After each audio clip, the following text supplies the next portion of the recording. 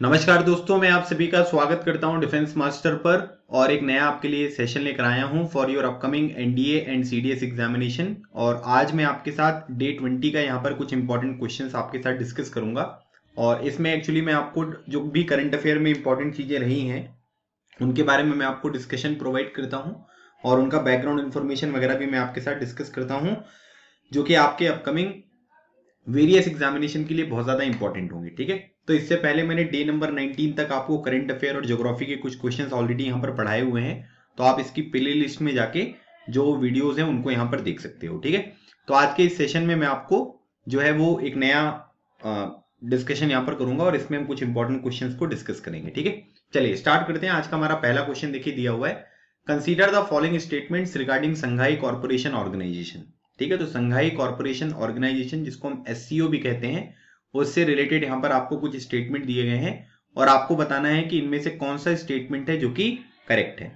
पहला यहाँ पर बोला जा रहा है कि Russia, China and Kazakhstan are the founding members of SCO, और दूसरा स्टेटमेंट दिया गया है कि Pakistan and India are the permanent members of SCO. तो अब आपको बताना है कि इनमें से कौन से स्टेटमेंट है जो कि यहाँ पर आपको सही देखने को मिलेंगे। ठीक है, देखिए जब भी हम यहाँ पर संघाई कॉर्पोरेशन ऑर्गेनाइजेशन के बारे में बात करेंगे तो यहाँ पर क्या हुआ था कि 2001 में जो है एक मीटिंग हुई थी और वो कहां पर हुई थी, वो हुई थी संघाई में, है ना। संघाई कहां पर देखने को मिलेगा, या आपको चाइना में देखने को मिलेगा। ठीक है, तो वहां पर एक मीटिंग हुई थी जिसकी वजह से इसका फाउंडेशन यहाँ पर देखने को मिलेगा। अब यहाँ पर क्या है कि अगर हम इसमें बात करेंगे तो इसके जो बेसिकली जो प्रेसिडेंट वगैरह है, ठीक है, जो इस मीटिंग में जिन्होंने यहाँ पर पार्टिसिपेट किया था उसमें आपको रशिया देखने को मिलेगा, उसमें आपको चाइना देखने को मिलेगा। ठीक है, उसके बाद फिर जो किर्गिस्तान है, ठीक है, वो आपको यहाँ पर देखने को मिलेगा। ठीक है, तो ये हो गया आपका GY किर्गिस्तान। ठीक है, तो ये आपको देखने को मिलेगा। और उसके बाद फिर यहाँ पर जो कजाकिस्तान है, ठीक है, उसके बारे में आपको चीजें ध्यान रखनी है। कजाकिस्तान भी यहाँ पर आपको फाउंडिंग मेंबर देखने को मिलेगा। उसके बाद यहाँ पर तजिकिस्तान हो गया, ठीक है, तजिकिस्तान, और उसके बाद यहाँ पर उज्बेकिस्तान। ठीक है, तो ये सारी वो कंट्रीज हैं जो आपको फाउंडिंग मेंबर्स इस पर्टिकुलर ऑर्गेनाइजेशन का यहाँ पर देखने को मिल रही हैं। तो इसका मतलब यहाँ पर आप ये कह सकते हैं कि इसमें अगर आप देखोगे तो ये 6 मेंबर्स जो है ये फाउंडिंग मेंबर्स आपको देखने को मिल रहे हैं। ठीक है, तो इसका मतलब है कि स्टेटमेंट नंबर 1 जो है ये आपका बिल्कुल सही है। अब इसमें अगर आप याद रखोगे टोटल अगर हम कंट्रीज के बारे में बात करेंगे तो टोटल 8 कंट्री आपको देखने को मिलेगी। ठीक है, मतलब इसमें आपको पाकिस्तान भी देखने को मिलेगा और इंडिया भी देखने को मिलेगा। तो ये टोटल 8 कंट्रीज हैं जो आपको आज के टाइम पीरियड पर यहां पर देखने को मिलेंगी। ठीक है, तो ये बात आपको ध्यान रखना है। और उसके बाद इंडिया के बारे में अगर हम बात करेंगे तो इसको ऑब्जर्वर मेंबर का जो स्टेटस दिया गया था ये 2005 में दिया गया था। ठीक है, उसके बाद यहां पर क्या हुआ कि 2017 में, है ना, 2017 में इंडिया और पाकिस्तान, ठीक है, ये यहां पर आपको परमानेंट मेंबर्स जो हैं वो देखने को मिले। ठीक है, परमानेंट मेंबर्स देखने को मिले इंडिया और पाकिस्तान। और अगर आपसे कोई ये पूछे, है ना, कि आप लोग ये बताइए कि जब ये पाकिस्तान और इंडिया इसके परमानेंट मेंबर बने थे तब इसकी मीटिंग कहां पर हुई थी, ठीक है, इसका आंसर आप मुझे कमेंट सेक्शन में दे दो, है ना। कुछ करना नहीं है, बस आपको ये बताना है कि एससीओ की जो 2017 की मीटिंग हुई थी वो कहां पर हुई थी, जहां पर इंडिया और पाकिस्तान को इसका परमानेंट मेंबर यहां पर बनाया गया था। ठीक है, तो इसका जो राइट आंसर है, ये दूसरा स्टेटमेंट भी बिल्कुल सही है। तो बोथ 1 और 2 जो है इस क्वेश्चन का राइट आंसर है। ठीक है, चलिए आगे बात करते हैं। अगला क्वेश्चन दिया हुआ है कि the deposit insurance and credit guarantee corporation, जिसको हम बोलते हैं DICGC, is a fully owned subsidiary of the reserve bank of India, मतलब रिजर्व बैंक ऑफ इंडिया के कंट्रोल में आपको देखने को मिलेगा। और DICGS जो है ये इंश्योरेंस कवर केवल जो इंडियन बैंक्स होते हैं उनको ये केवल इंश्योरेंस कवर जो है वो यहाँ पर प्रोवाइड करता है। ठीक है, तो अभी आपको ये बताना है कि इनमें से स्टेटमेंट जो है वो करेक्ट यहाँ पर कौन सा है। ठीक है, देखिए सबसे पहली बात, जो deposit insurance and credit guarantee corporation है जिसको हम DICGC यहाँ पर कहते हैं, ये आपको जो है ये 1978 में जो है वो एग्जिस्टेंस में यहाँ पर आता हुआ दिखाई दिया, है ना। तो बेसिकली यहाँ पर क्या है कि 1978 में यहाँ पर हुआ था। और इसको आप यहाँ पर ये कह सकते हैं कि ये इसका जो यहाँ पर तरीका है सर्व करने का, उसको हम यहाँ पर क्या कह सकते हैं, इसको अगर आप देखोगे तो इसको हम कहते हैं डिपॉजिट इंश्योरेंस। ठीक है, डिपॉजिट इंश्योरेंस, और यहाँ पर जो क्रेडिट गारंटी होती है, ठीक है, तो वो यहाँ पर ये जो पर्टिकुलर बैंक है ये आपको यहाँ पर मतलब आप ये कह सकते हैं कि जो भी हमारे अलग अलग तरीके के बैंक्स होते हैं ना उनके लिए यहाँ पर ये डिपॉजिट इंश्योरेंस और क्रेडिट गारंटी जो है वो यहाँ पर प्रोवाइड करता है। ठीक है, और उसके बाद यहाँ पर याद रखिएगा कि इसमें जो ये सब्सिडरी आपको ये देखने को मिलेगा, ठीक है, ये किसकी है, रिजर्व बैंक ऑफ इंडिया है। और रिजर्व बैंक ऑफ इंडिया ही जो है इसको यहाँ पर क्या करता है कि गवर्न करने का भी काम यहाँ पर ये करता है, ठीक है। तो मतलब इसको गवर्न कौन करता है, वो भी आरबीआई करता है। तो पहला स्टेटमेंट जो है ये आपको सही देखने को मिलेगा। दूसरी बात देखो, हमेशा की तरह याद रखिएगा यहाँ पर ये ओनली दिया हुआ है, ठीक है। अब ऐसे स्टेटमेंट जो है ये थोड़ा सा गड़बड़ होने के चांसेस यहाँ पर यूपीएससी के एग्जामिनेशन में ज्यादा होते हैं। तो याद रखिएगा इसमें जो आपके इंडियन बैंक है केवल वो नहीं, उसमें जो रीजनल आपके रूरल बैंक होते हैं, ठीक है, उसके बाद जो लोकल एरिया बैंक्स आपको देखने को मिलेंगे, साथ ही साथ जो फॉरेन बैंक होते हैं उनको भी यहाँ पर क्या करते हैं कि ये इंश्योरेंस कवर या जो क्रेडिट गारंटी वगैरह है वो प्रोवाइड करते हैं। केवल इंडियन बैंक्स को यहाँ पर ये प्रोवाइड नहीं करते हैं। तो ये वाला स्टेटमेंट जो है ये गलत हो गया। तो पहला स्टेटमेंट जो है ये करेक्ट है। तो वन ओनली जो होगा ये हमारे इस क्वेश्चन का राइट आंसर होगा, ठीक है। चलिए आगे बढ़ते हैं। अगला क्वेश्चन देखिए, with reference to the earth overshoot day consider the following statements, ठीक है। तो अर्थ ओवरशूट डे जो है उसके बारे में बात हो रही है और अभी आपको ये बताना है कि इस डे से रिलेटेड कौन से स्टेटमेंट है जो कि आपको यहां पर करेक्ट देखने को मिल रहे हैं।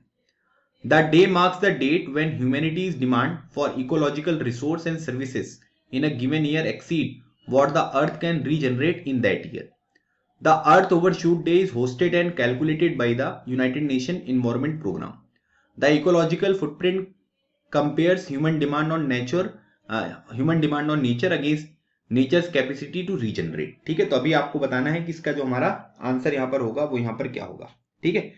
देखिए अगर हम यहाँ पर बात करेंगे तो जो ये अर्थ ओवरशूट डे आपको यहाँ पर देखने को मिल रहा है ना, ये क्या करता है कि ये मार्क करता है date when humanities demand for ecological resources, जैसे फिश हो गए, फॉरेस्ट वगैरह हो गए, है ना, इन सब चीजों की बात, and services in a given year exceed what the earth can regenerate in that year, ठीक है। तो इसका मतलब यहां पर ये हुआ कि ये जो अर्थ ओवरशूट डे यहां पर हम देख रहे हैं, इसमें अगर आप देखेंगे तो यहां पर क्या होता है कि ये वो पर्टिकुलर डे होता है जिसको हम मार्क करते हैं जब यहां पर humanities demand for ecological resource and services in a given year exceed what earth can regenerate in that year. मतलब यहां पर जब डिमांड आपको बहुत ज्यादा यहां पर देखने को मिलेगी, जितना अर्थ यहां पर रीजनरेट करेगा उससे ज्यादा, तो वो डे जो होता है उसको हम अर्थ ओवरशूट डे जो है वो यहां पर कहते हैं, ठीक है। तो पहला स्टेटमेंट जो है ये बिल्कुल सही है। अब यहां पर ये जो अर्थ ओवरशूट डे है ना, इसको जो ये टर्म जो सबसे पहले यहां पर कॉइन किया गया था, ये किसके द्वारा किया गया था, ये एक ब्रिटिश पर्सन थे, इनका नाम था एंड्रयू सिम्स, ठीक है। और एंड्रयू सिम्स के द्वारा जो है ये टर्म यहाँ पर कॉइन किया गया था, जो कहाँ के हैं, जो यूके के आपको देखने को मिलेंगे। और इन्होंने यहाँ पर क्या किया था कि मतलब बेसिकली आप यहाँ पर ये कह सकते हैं कि जैसे यहाँ पर बोला जा रहा है ना कि earth overshoot day is hosted and calculated by the United Nation environment programme, तो ये स्टेटमेंट जो है ये आपका बिल्कुल गलत है, ठीक है। तो यहाँ पर आप ये कह सकते हैं कि यहाँ पर ये जो एंड्रयू सिम्स आपको देखने को मिलेंगे, तो यहाँ पर क्या है कि एक आपको न्यू इकोनॉमिक फाउंडेशन,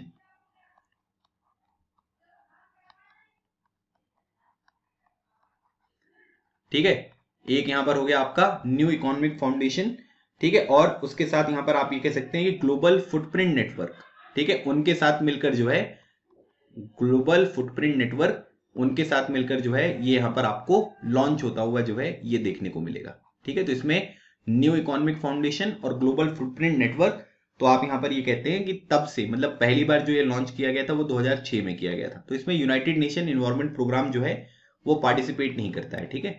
और याद रखिएगा यूएनईपी का जो हेडक्वार्टर है वो कहां पर मिलेगा, ये आपको नैरोबी में देखने को मिलेगा, जो कि केन्या की कैपिटल है। तो ये बात आपको ध्यान रखना है। तो दूसरा स्टेटमेंट यहां पर गलत है। अब तीसरे स्टेटमेंट के बारे में अगर हम देखेंगे तो ecological footprint compares human demand on nature against nature's capacity to regenerate, है ना। तो मतलब यहां पर जो इकोलॉजिकल फुटप्रिंट होता है तो ये क्या करता है कि कॉम्प्रिहेंसिवली कवर करता है कि भाई ह्यूमन की जो डिमांड है ना, नेचर से वो कितनी है और नेचर यहाँ पर कितना उसकी कैपेसिटी है कि वो रीजनरेट यहाँ पर कर सके, ठीक है। तो इसका मतलब यहाँ पर होता है कि ये वाला जो स्टेटमेंट है ये सही है। तो 1 और 3 जो होगा वो हमारे इस क्वेश्चन का राइट आंसर आपको देखने को मिलेगा, ठीक है। तो इसका राइट आंसर क्या हो गया, ये हो गया आपका ऑप्शन नंबर बी। अच्छा, ये थोड़ा अलग टाइप का क्वेश्चन है, मुझे पता है कि इसमें काफी सारे लोगों ने इसको नई बार या पहली बार जो है वो यहाँ पर सुना होगा, लेकिन कोई बात नहीं, है ना। कुछ इंपॉर्टेंट टर्म्स वगैरह जो है वो यूपीएससी में अलग तरीके के आते ही हैं, है ना, तो उनके बारे में आपको जानकारी होनी चाहिए।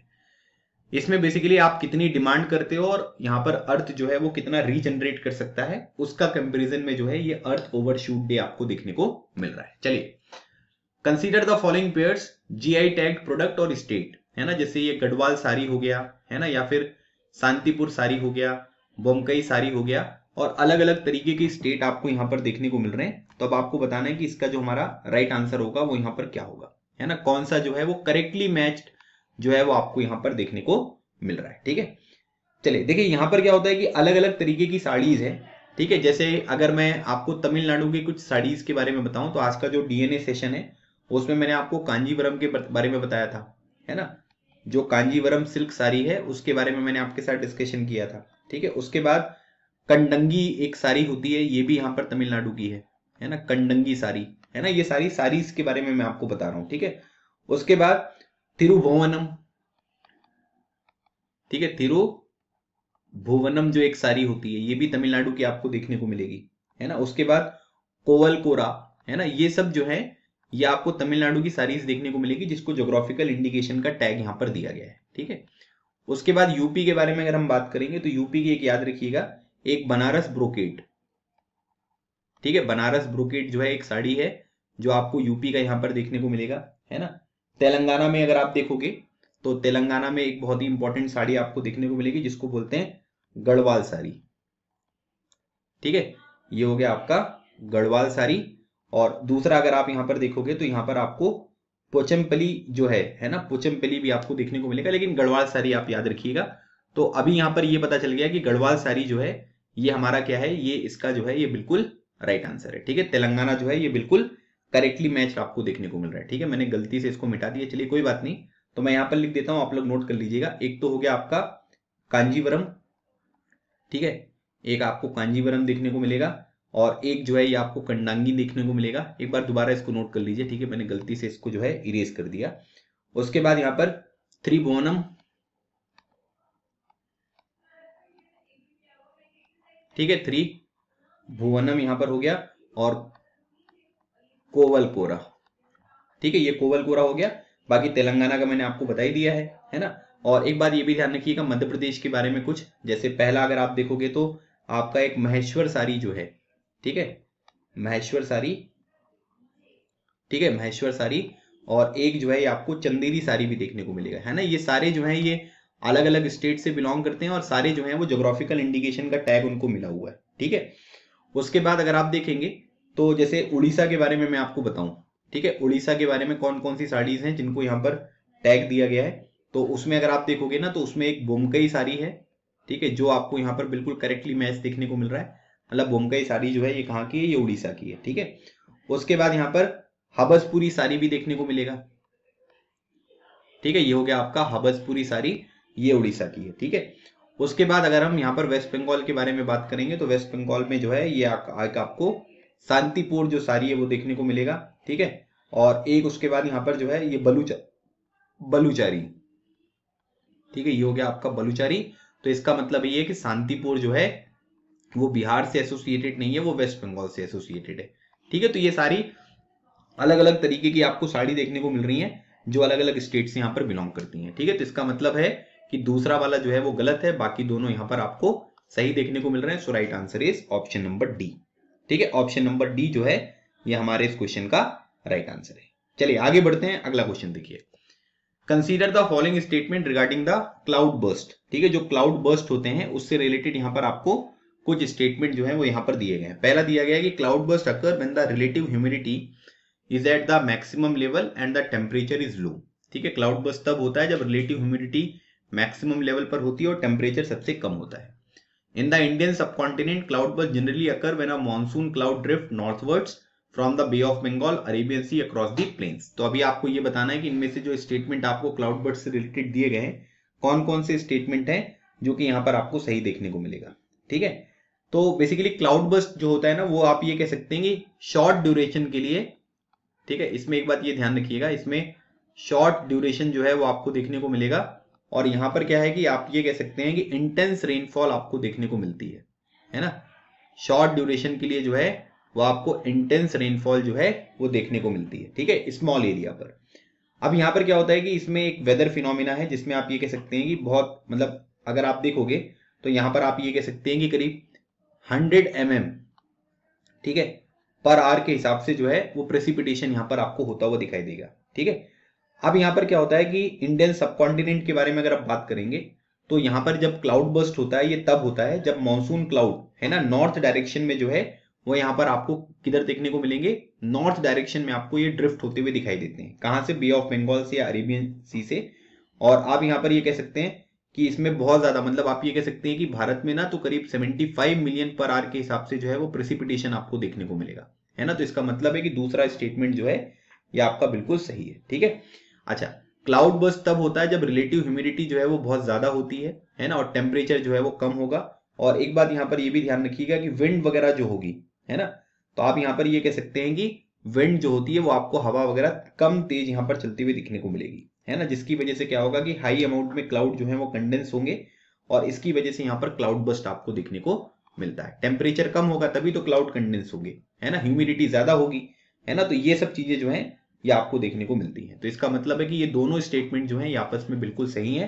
तो right answer is option number C. चलिए आगे बढ़ते हैं। Consider the following statements regarding the Sutlej river, है ना, सतलुज रिवर से रिलेटेड यहाँ पर आपको कुछ स्टेटमेंट दिए गए हैं। पहला दिया हुआ है कि it is the third largest tributary of the Indus river after Beas and Jhelum, ठीक है, ब्यास और झेलम के बाद सतलज जो है वो इंडस की तीसरी सबसे बड़ी जो है वो ट्रिब्यूटरी आपको देखने को मिलेगी। The river rises from the southern slope of the Himalaya, the Sutlej river meets the Beas river in Harike before entering Pakistan. तो अब आपको बताना है कि इनमें से कौन कौन से स्टेटमेंट हैं जो कि यहाँ पर आपको सही देखने को मिलेंगे, ठीक है। तो ये आपसे यहाँ पर पूछा जा रहा है।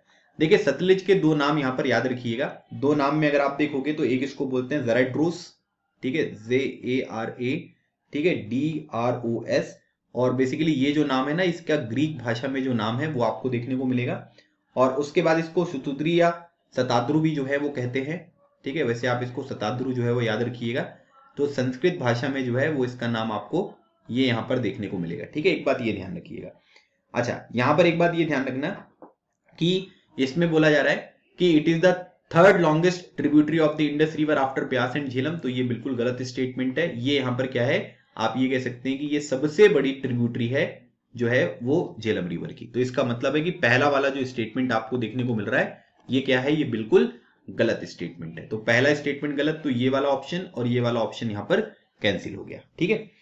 उसके बाद यहां पर आप ये कह सकते हैं कि इसमें अगर आप देखोगे तो इसमें यहां पर अगर आप देखोगे तो यहां पर क्या होता है कि इसमें ये बोला जा रहा है कि ये जो है ये सदर्न स्लोप जो हिमालय का होता है वहां से ये ओरिजिनेट होती है, ठीक है। देखिए सबसे पहली बात तो ये ध्यान रखना है कि ये जो होता है ये कहां से होता है, ये आपको लेक लांगा जो है ना, ये कहां से होता है, ये आपको एक लेक देखने को मिलेगा जिसको हम यहाँ पर लेक लांगा लेक यहाँ पर कहते हैं। और ये कहां पर मिलेगा, ये आपको साउथ वेस्टर्न तिब्बत में देखने को मिलेगा, है ना, साउथ वेस्टर्न तिब्बत वाला जो रीजन है वो देखने को मिलेगा। अब इतना भी अगर आपको पता होगा तो आपको ये पता है कि जो तिब्बत वाला रीजन है ये हिमालय के सदर्न स्लोप में नहीं है, ये नॉर्थ स्लोप में है ना, ये किस में है, ये आपको नॉर्थ स्लोप में देखने को मिलेगा। तो ये स्टेटमेंट भी गलत। तो इसका मतलब है कि तीसरा स्टेटमेंट जो है ये आपका बिल्कुल सही है, ठीक है। तो सतलज रिवर क्या करती है, जो ब्यास रिवर है उससे आप ये कह सकते हैं कि जो हरिके बराज है, ठीक है, वहां पर आपको ये मीट करती है और उसके बाद जो है पाकिस्तान में एंटर करती है, ठीक है। तो ये स्टेटमेंट जो है ये बिल्कुल सही है। तो राइट आंसर हो गया आपका ऑप्शन नंबर सी। चलिए आगे बढ़ते हैं। With reference to the tiger conservation consider the following statements, ठीक है, टाइगर कंजर्वेशन से रिलेटेड यहां पर आपको कुछ स्टेटमेंट्स दिए गए हैं। अभी आपको ये बताना है कि इनमें से कौन से स्टेटमेंट है जो कि करेक्ट है। Tiger conservation is a symbol of the conservation of forest, ठीक है, मतलब टाइगर कंजर्वेशन जो है वो एक तरीके का सिंबल है जिससे कंजर्वेशन होगा फॉरेस्ट का। The Saint Petersburg declaration is linked to tiger conservation और international tiger day is celebrated every year on 29 July, ठीक है। तो ये आपसे यहाँ पर पूछा जा रहा है। चलिए देखिए सिंपल सी बात यहाँ पर ये है कि इंटरनेशनल टाइगर डे तो आपको पता ही होना चाहिए, है ना, कि 29 जुलाई को जो है वो सेलिब्रेट किया जाता है ना। और यहाँ पर याद रखना कि फर्स्ट टाइम इसको जो सेलिब्रेट किया गया था, है ना, फर्स्ट टाइम ये कब किया गया था, ये 2010 में किया गया था, ठीक है। तो तीसरा स्टेटमेंट जो है वो सही है। तो इसका मतलब कि ये वाले दोनों ऑप्शन जो हैं ये आपके गलत हो गए, ठीक है।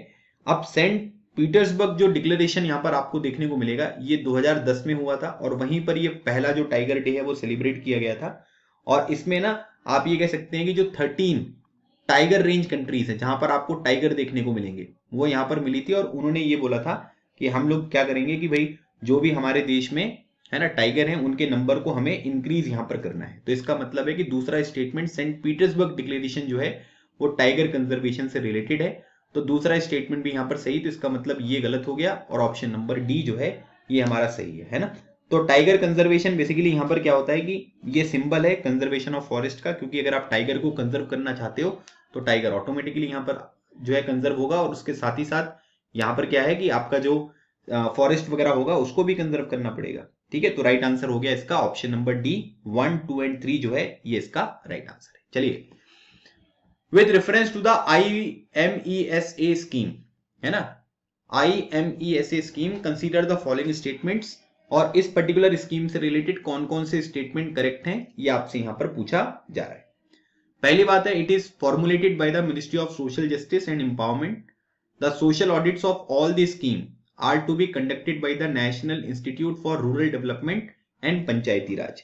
तो अभी आपको बताना है कि IMESA जो स्कीम है ये क्या है ना, और इससे रिलेटेड कौन कौन से स्टेटमेंट है जो आपको यहां पर सही देखने को मिल रहे हैं। ठीक है, चलिए देखिए, IMESA के बारे में अगर हम बात करेंगे तो यहां पर है ये इंफॉर्मेशन,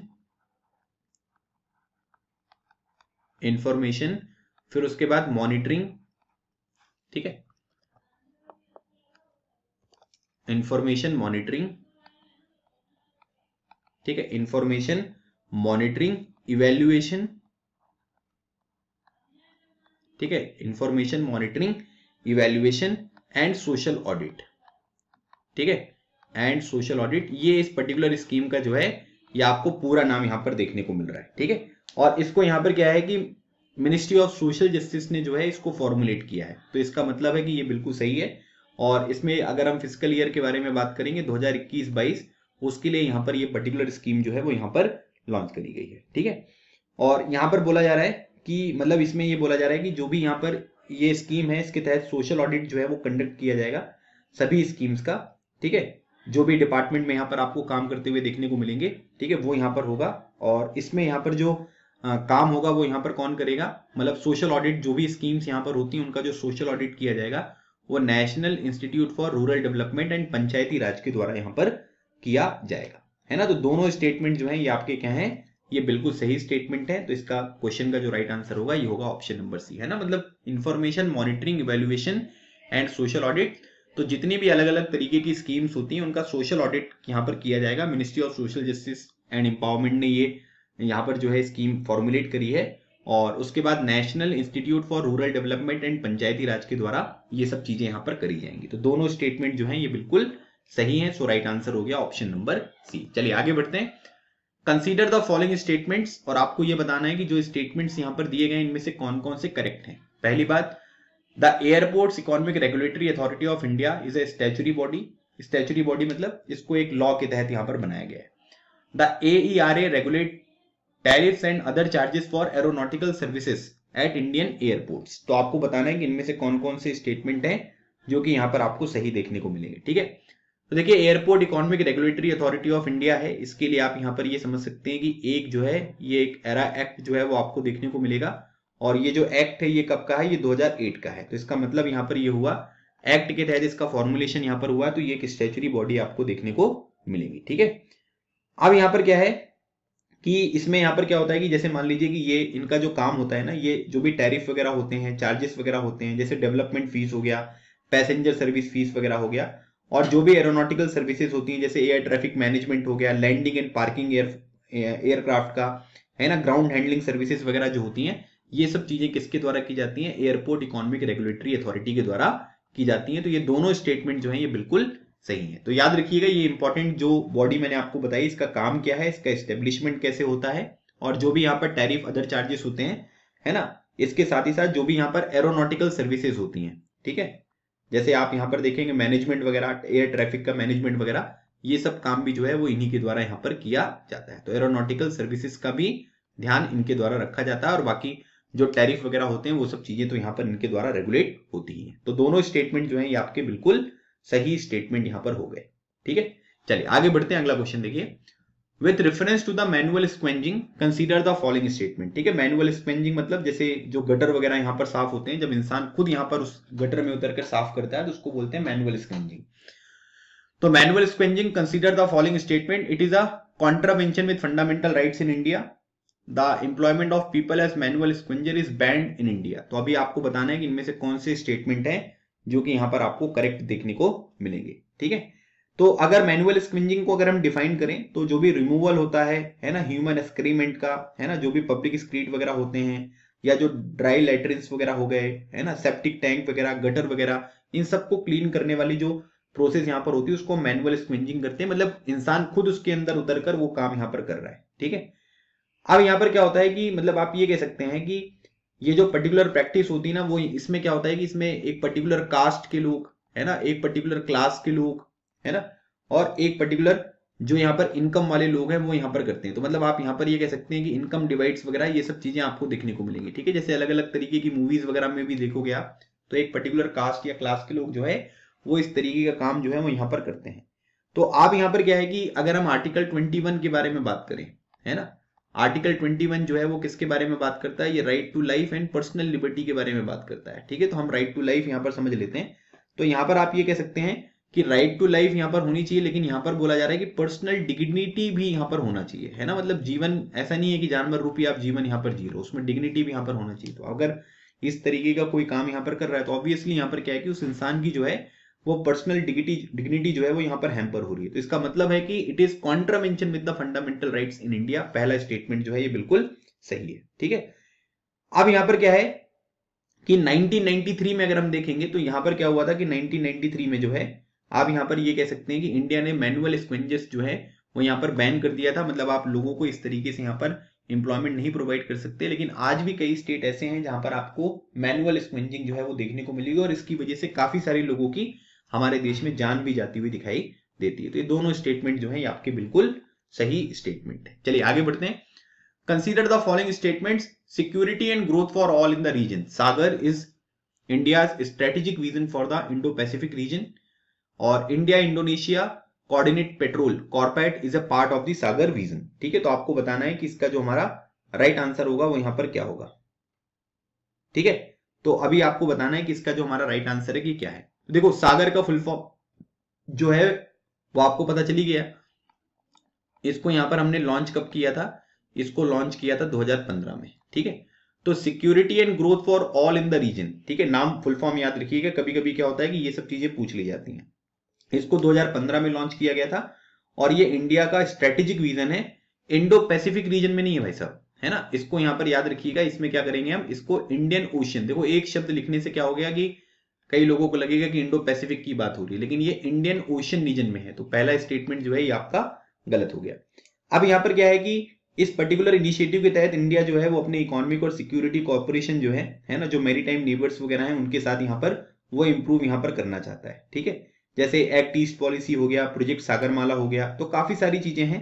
ठीक है, तो वो सब चीजें यहाँ पर ब्लू इकोनॉमी के ऊपर काम करना चाहता है। तो जो भी यहाँ पर हमारे समुद्री नेबर कंट्रीज हैं उनके साथ हम अपने रिलेशन को यहाँ पर इंप्रूव करना चाहते हैं। ठीक है, अब यहाँ पर एक बात ये भी ध्यान रखिएगा कि अभी यहाँ पर क्या हुआ है कि इंडिया और इंडोनेशिया के बीच में कॉर्पोरेट यहाँ पर हुआ है जिसको कोऑर्डिनेटेड पेट्रोल यहाँ पर कहते हैं। तो अभी इसका 36th एडिशन जो है वो आपको यहाँ पर देखने को मिला। ठीक है, 36th एडिशन। तो यहाँ पर क्या है कि इसमें आप ये कह सकते हैं कि इंडियन नेवी जो है ना, जो भी यहाँ पर आप ये कह सकते हैं कि जो भी अलग अलग कंट्रीज होती हैं, है ना, जो इंडियन ओशन रीजन में आपको देखने को मिलेंगी, तो उनके साथ इस तरीके की जो कोऑर्डिनेटेड पेट्रोल वगैरह होते हैं वो यहाँ पर वो कंडक्ट करते हैं। ठीक है, तो ये सही है, इसमें कोई दिक्कत नहीं है। तो ये सागर विजन के तहत यहाँ पर किया जाता है। पैसेज एक्सरसाइज वगैरह, है ना, या फिर कॉपरेशन जो भी एक्सक्लूसिव इकोनॉमिक जोन में होते हैं, है ना, बायलेटरल या मल्टीलेटरल एक्सरसाइज वगैरह, ये सब चीजें जो है वो security and growth for all in the region, security and growth for all in the region vision के तहत ही यहां पर होती है। तो करेक्ट स्टेटमेंट पूछा गया तो पहला तो गलत ही हो गया, दूसरा यहां पर सही है क्योंकि ये केवल इंडियन ओशन के ऊपर फोकस करता है, इंडो पैसिफिक रीजन के ऊपर फोकस नहीं करता है। चलिए, consider the following statements. Jharkhand has the highest number of severely acute malnourished children in 2020. The National Family Health Survey 5 suggested the decrease in malnutrition among children in 2019 from 2015-16. The Sustainable Development Goal 2 aims to end all form of hunger and malnutrition by 2030. ठीक है, अब आपको बताना है कि इनमें से कौन से स्टेटमेंट है जो कि यहां पर करेक्ट नहीं है ना। अब देखो इस क्वेश्चन में ऐसा भी हो सकता है कि आपको ना पता हो, है ना, कि इसमें क्या होगा, किस तरीके से होगा, लेकिन कुछ चीजें आप यहां से सीख सकते हो। जैसे पहली बात कि अगर हम बात करेंगे गोल नंबर 1 तो वो किसके बारे में बात करता है, वो नो पॉवर्टी के बारे में बात करता है ना। गोल नंबर 2 जो है वो जीरो हंगर के बारे में बात करता है। मतलब ये वाला स्टेटमेंट तो सही है ना। नॉट करेक्ट पूछा गया है तो ये वाला तो एलिमिनेट कर दो आप, है ना। इसको तो सबसे पहले ही आप एलिमिनेट कर दीजिए, है ना। अब यहां पर क्या है, ठीक है, मतलब आप यहां पर ये कह सकते हैं कि सीवियर एक्यूट माल न्यूट्रिशन जो होता है ना, इसकी मतलब आप ये कह सकते हैं कि डेफिनेशन वगैरह भी WHO के द्वारा यहां पर दी जाती है, तो वो उतनी ज्यादा हमारे लिए इंपॉर्टेंट नहीं है, ठीक है। तो अब अगर हम यहां पर बात करेंगे कि अगर मान लीजिए कि सीवियर एक्यूट माल न्यूट्रिशन के बारे में अगर हम यहां पर देखें, है ना, तो इसका मतलब यहां पर यह है कि सबसे ज्यादा, ठीक है, मतलब अगर हम एक लिस्ट यहां पर बनाएं, ठीक है, किसकी, सीवियर एक्यूट वाले की जो एक लिस्ट यहां पर बनाएं, तो पहले नंबर पर जो मिलेगा वो कहां पर मिलेगा, वो मिलेगा यूपी में, है ना। दूसरे नंबर पर कहां मिलेगा, दूसरे नंबर पर मिलेगा बिहार में, ठीक है। तीसरे नंबर पर अगर आप देखोगे तो ये मिलेगा आपको महाराष्ट्र में। चौथे नंबर पर अगर आप देखोगे तो ये हो गया आपका गुजरात। पांचवें नंबर पर अगर आप देखोगे तो ये हो गया आपका छत्तीसगढ़। 6 नंबर पर देखोगे तो ये हो गया आपका उड़ीसा। 7th नंबर पर हो गया आपका तमिलनाडु। और 8th नंबर पर जो है ये हो गया आपका झारखंड, ठीक है। तो Jharkhand has the highest number of severely acute mall nourish children in 2020, तो ये आपका गलत स्टेटमेंट है, ठीक है, ये बात ध्यान रखना है। अब उसके बाद यहां पर क्या है कि अगर हम यहां पर देखेंगे तो नेशनल फैमिली हेल्थ सर्वे जो आया है ना, इसने यहां पर ये बताया है कि जो माल न्यूट्रिशन है, ठीक है, एमंग चिल्ड्रेन, अगर आप इसको यहां पर देखोगे तो वो यहां पर क्या हुआ है कि वो डिक्रीज यहां पर हुआ है, ठीक है। तो डिक्रीज नहीं हुआ है वो आप यहां पर ये देख लीजिएगा कि वो यहां पर इंक्रीज होता हुआ दिखाई दिया है ना, क्योंकि लोगों को यहां पर जो है वो कुपोषण आप जिसको बोलते हैं वो चीजें यहां पर इंक्रीज होती हुई आपको देखने को मिल रही है, ठीक है। तो याद रखिएगा इसमें से पहले दोनों स्टेटमेंट यहां पर गलत हैं, तो राइट आंसर क्या हो गया, ऑप्शन नंबर बी, ठीक है, क्योंकि तीसरा वाला तो सही है, तो पहले दूसरे स्टेटमेंट यहां पर आपके गलत हो गए। चलिए आगे बढ़ते हैं। With reference to the Maharaja Sawai Jai Singh two consider the following statements, ठीक है। तो महाराजा सवाई जयसिंह जी के बारे में यहां पर बात हो रही है ना, और आपको ये बताना है कि उनसे रिलेटेड कौन कौन से स्टेटमेंट है जो कि करेक्ट है। He was the feudatory of the Mughals and Aurangzeb conferred the title of Savai to Jaisingh. The lineage can be traced back to the Kuchwaha Rajput clan who came to power in the 12th century. ठीक है, तो आप यहां पर ये कह सकते हैं कि देखिए महाराजा सवाई जयसिंह जी जो हैं, ठीक है, इनका जो टाइम पीरियड था, ठीक है, इनका टाइम पीरियड था 1693 से लेकर 1744 तक, ठीक है। और ये ग्रेट वॉरियर थे और इनका एक बहुत ही ज्यादा इंपॉर्टेंट रोल और आपको ध्यान रखना है कि ये एस्ट्रोनॉमर भी आपको देखने को मिलेंगे, है ना। मतलब इनको खगोल विज्ञान में भी बहुत ज्यादा आपको देखने को मिलेगा, ठीक है। और यहाँ पर क्या है कि मतलब ये बहुत ही कम उम्र में जो है इनके पिताजी थे महाराजा बिशन सिंह, उनकी डेथ के बाद यहाँ पर ये पावर में आ गए थे। और मुगल्स वगैरह, है ना, और औरंगजेब जो थे वो यहाँ पर क्या थे, उनके फ्यूडेटरी थे, है ना। और साथ ही साथ इनको यहाँ पर जो ये जयसिंह साहब जो है इनको टाइटल सवाई का किसने दिया था, ये औरंगजेब ने दिया था, ठीक है। तो ये वाला जो स्टेटमेंट है ये बिल्कुल सही है, ठीक है। और उसके बाद यहाँ पर क्या है कि मतलब आप ये कह सकते हैं कि साइंस में, फिलोसफी में, मिलिट्री अफेयर्स में, आर्ट वगैरह में ये सब चीजें जो हैं ये मतलब बहुत ज्यादा ये ट्रेंड थे। और एक बात यहाँ पर ये भी ध्यान रखिएगा कि जो कुशवाहा राजपूत थे उन्हीं से इनका ओरिजिन जो है वो यहाँ पर माना जा सकता है, जो 12th सेंचुरी में आपको पावर में आते हुए दिखाई दिए, ठीक है। तो ये भी आपको ध्यान रखना है। और जंतर मंतर, है ना, जंतर मंतर आपको पता है ना, हमारे देश में कुछ लिमिटेड जगह पर ही आपको जंतर मंतर देखने को मिलेंगे, ठीक है। जैसे अगर हम बात करेंगे तो जंतर मंतर कहां पर है, दिल्ली में देखने को मिलेगा, है ना। फिर उसके बाद वाराणसी में आपको देखने को मिलेगा, है ना। फिर आपको उज्जैन में भी देखने को मिलेगा, ठीक है। उसके बाद मथुरा में आपको देखने को मिलेगा, ठीक है। उसके बाद जयपुर में आपको देखने को मिलेगा। तो ये 5 जगह हैं जहां पर आपको जंतर मंतर देखने को मिलता है, ठीक है। तो इसको यहाँ पर किसने जो है वो यहाँ पर किया है, ये जंतर मंतर जो है ये इन्होंने बनवाया है, ठीक है। तो ये भी आपको ध्यान रखना है। और जयपुर जो है उसको अभी recently UNESCO world heritage site भी डिक्लेयर किया गया। तो ये दोनों स्टेटमेंट जो है ये महाराजा सवाई जयसिंह से रिलेटेड बिल्कुल सही है। सो राइट आंसर हो गया इसका ऑप्शन नंबर सी, ठीक है। ऑप्शन नंबर सी इस क्वेश्चन का राइट आंसर। चलिए आगे बढ़ते हैं। आज का हमारा आखिरी क्वेश्चन देखते हैं। इस क्वेश्चन में देखो बोला गया है consider the following statements. Article 340 of the Indian Constitution deals with the appointment of a commission to investigate the condition of backward classes. Article 340 जो है वो ये बात करता है कि भाई, है ना, संविधान में लिखा गया है कि एक कमीशन जो है वो यहाँ पर अपॉइंट किया जा सकता है जो कि बैकवर्ड क्लासेस की कंडीशन को यहाँ पर इन्वेस्टिगेट करेगा। Justice Rohini commission was appointed in 2017 for the sub categorisation of other backward classes. तो अभी आपको बताना है कि इनमें से कौन कौन सा स्टेटमेंट है जो कि आपको यहाँ पर सही देखने को मिलेगा, ठीक है। तो देखिए आर्टिकल 340 जो है ये बिल्कुल सही है है ना, कि जो भी अदर बैकवर्ड क्लासेस हैं, है ना, या बैकवर्ड क्लासेस हैं, है ना, अदर बैकवर्ड नहीं, बैकवर्ड क्लासेस, ठीक है, उनकी जो भी यहाँ पर कंडीशंस है उनको इन्वेस्टिगेट करने के लिए कमीशन को कंस्टिट्यूट यहाँ पर किया जा सकता है। और जस्टिस रोहिणी कमीशन जो है वो 2017 में यहाँ पर बनाया गया था, ताकि अदर बैकवर्ड क्लासेस की जो यहाँ पर सब कैटेगराइजेशन यहाँ पर होता है वो यहाँ पर किया जा सके। ठीक है, तो ये दोनों स्टेटमेंट जो है ये बिल्कुल सही है ना। अब इसमें ऐसे बहुत ज्यादा कुछ बैकग्राउंड इन्फॉर्मेशन की आवश्यकता नहीं है, आपको आर्टिकल 340 याद रखना है कि वो किससे रिलेटेड है और उसमें यहाँ पर कौन कौन सी चीजें हैं जो आपको यहाँ पर देखने को मिल रही है। ठीक है, तो इस क्वेश्चन का जो हमारा राइट आंसर होगा, ये दोनों हमारे बिल्कुल सही स्टेटमेंट है। तो ये चीजें मैंने आपको बता दी है। ठीक है, तो गाइज ये था आज का हमारा सेशन। बाकी आप हमारे डेली न्यूज एनालिसिस के जो कोर्स हैं उसमें भी इनरोल कर सकते हैं। तो डेली न्यूज एनालिसिस का जो कोर्स है वो केवल 249 रुपीज में मंथली आपको मिल जाएगा। और जैसे मैंने ये क्वेश्चन आपको कराए ना, ऐसे मैंने 3 महीने के क्वेश्चन जो है वो कंप्लीट करा दिए। जुलाई का कंप्लीट हो गया है, अगस्त का कंप्लीट हो गया है और सितंबर का कंप्लीट हो गया है। ठीक है, 2021 इसी तरीके के क्वेश्चन मोर देन 100 क्वेश्चन तीनों एग्जामिनेशन के लिए, मतलब तीनों मंथ के 100 से ज्यादा क्वेश्चन कवर कराए। ये जो क्वेश्चन मैं अभी आपको करा रहा था ये जुलाई के क्वेश्चन करा रहा था। बाकी सब चीजें मैंने डेली न्यूज एनालिसिस पे करवाई है, क्योंकि वहां पर भी अगर आप देखोगे तो मैं क्वेश्चंस को जो है वो प्रैक्टिस कराता हूं, जो कि आपके एग्जामिनेशन के लिए यूजफुल है। बाकी हमारा एसएसबी का भी बैच ऑलरेडी यहाँ पर रनिंग है, आप इस बैच में भी इनरोल कर सकते हैं। ठीक है, किसी भी तरीके की इंफॉर्मेशन अगर आपको चाहिए तो 9993048282 इसमें आप यहाँ पर कॉल कर लीजिएगा, मैसेज कर दीजिएगा, जो भी आपको ठीक लगे। बाकी आप ऐप को डाउनलोड कर लो, ऐप से भी आप सारी जानकारी यहाँ पर इकट्ठा कर सकते हैं। ठीक है, तो कल से हम एक नया मंथ जो है उसको यहाँ पर स्टार्ट करेंगे और उस मंथ के क्वेश्चंस में आपके साथ डिस्कस करूंगा। मिलते हैं हमारे नेक्स्ट सेशन में, तब तक keep smiling and keep preparing. लगे रहो, एग्जाम क्लियर करो। थैंक यू सो मच, जय हिंद।